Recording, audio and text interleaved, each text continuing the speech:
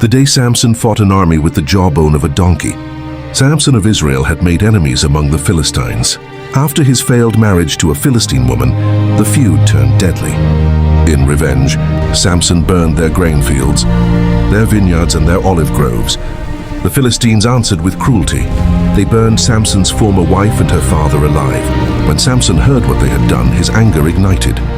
He struck the Philistines in a fierce attack, leaving many dead. Then he withdrew and hid in a cave in the rock of Etam.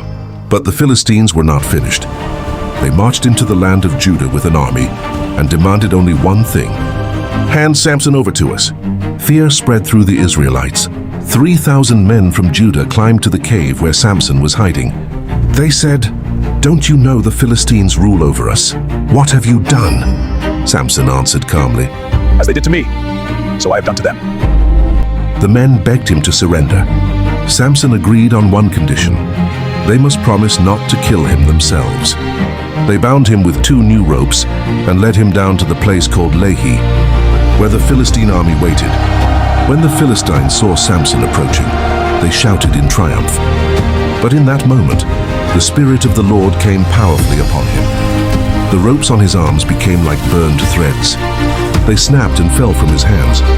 Samson looked to the ground and saw the fresh jawbone of a donkey. He picked it up. Then he charged. With that single weapon, Samson struck down the Philistines one after another. By the end of the battle, 1,000 soldiers lay defeated. When the fighting ended, Samson raised the jawbone and declared victory. He named the place Ramath Lehi, the height of the jawbone. But the battle had drained him. Exhausted and dying of thirst, Samson cried out to God for help. And God answered. Water burst forth from the ground and Samson drank. His strength returned and he lived. Sometimes the greatest victories come with the most unlikely weapons.